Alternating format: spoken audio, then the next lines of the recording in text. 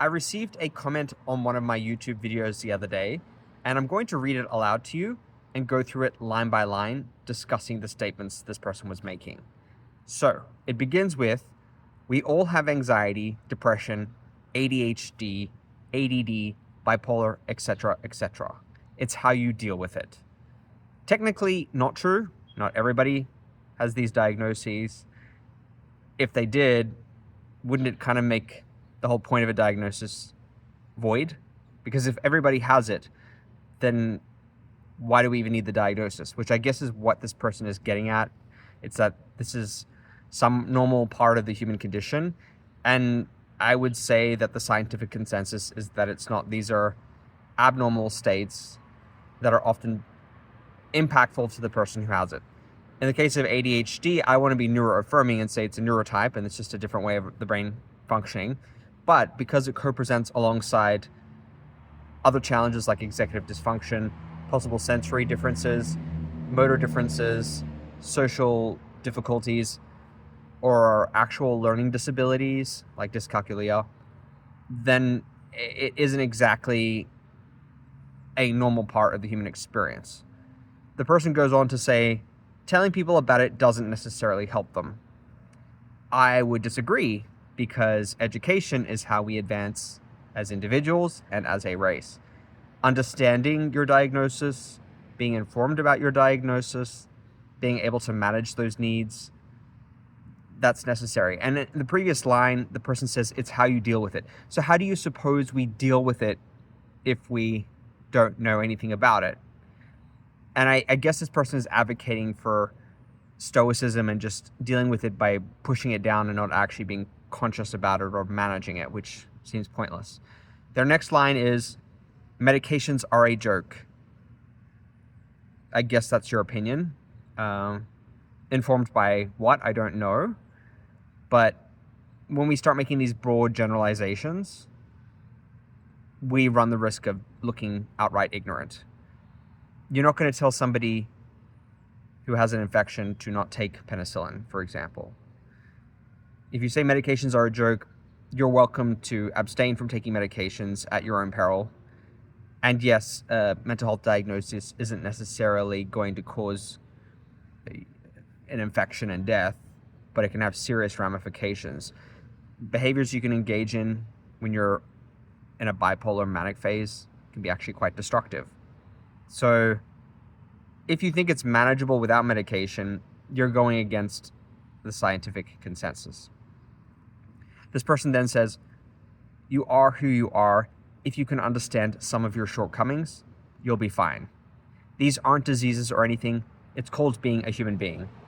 Again, this person seems to be talking based on their opinion. Yes, there's extreme variability in terms of mental health diagnoses among the human race. It's something that's going to occur as being human, so I would agree with that. But it is, according to the DSM, classified in these instances as mental health conditions. And they're recognized as mental health conditions so that they can be better managed and treated, or the challenges that could present alongside them can be managed or treated. So this person seems to be advocating for a kind of a stoic, just accept it, ignore it, and move on and deal with it type thing, which is the very viewpoint that I aim to contest in all of my videos on autism and ADHD. I'm trying to advocate for education, awareness, self-awareness, and social justice. And this person occupies the antithetical stance that's very much based in rugged individualism, where they believe that you should just learn to suck it up and cope and deal, which, as we know, is not a healthy strategy whatsoever. You suck it up and you eventually implode, because we as human beings need to be self-aware, to manage our challenges, to get support, whether it is medical, whether it is interpersonal, whatever it is. Ignoring it doesn't fix the problem. And I think people with this kind of stance obviously had a very tough love upbringing, or they've internalized these messages of rugged individualism, which are particularly prevalent in the US, and that I think is inherently toxic because it divorces the individual from the embrace of community and society and puts all the responsibility for mental health or managing mental health diagnoses or neurodevelopmental conditions on the individual.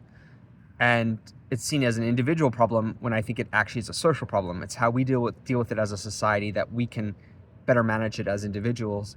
And one of the challenges, I would say, is ableism and this presumption that it's the fault of the individual to be disabled and that the individual has to find a way to suck it up and deal with it. Now, if the individual could, then if any individual really could, then we wouldn't really have mental health conditions, right? People would just suck it up, quote unquote, and move forward with their lives. And that's just not how it works. And when I get comments like this, I feel sadness for the person. I mean, they may be acting in a very bullying way for which I have no tolerance, but I also think this person is spitting out a worldview that they've internalized that hasn't served them, but that's how they've coped. And they're expecting everybody else to adopt it. And they're shutting down empathy and compassion and understanding and knowledge because it's overloaded them and they don't want to actually take in new information. They have a very fixed mindset, not a growth mindset. And they're like, this is what I know, this is the truth, and nothing else can be true. And that kind of thinking keeps people stuck.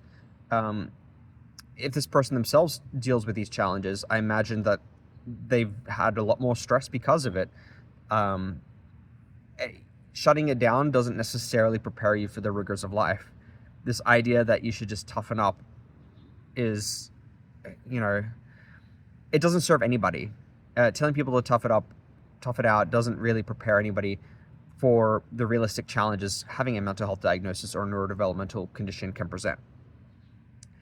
And I replied to this person, I get that you're trying to normalize struggle, but equating neurodivergence, in this case, this person referred to ADHD and ADD, it's just now technically ADHD.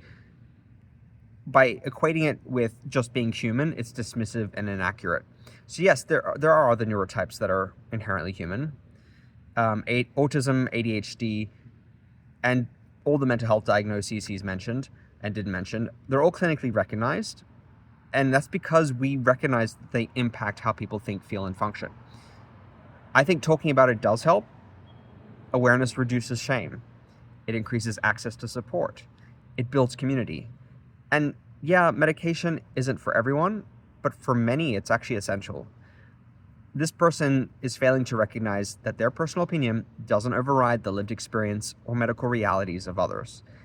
And moreover, it's kind of like going to a knitting circle and complaining that everybody's bitching about their stitches or their, I don't know anything about knitting clearly, but complaining about it and going like, why are you complaining about it? You should just suck it up. And it's like, well, if you come to one of my videos, you're entering my community that I'm building and you're offering your commentary, which is not invited, and it's clearly not informed by the worldview that I'm oriented around, that people who follow me are oriented around.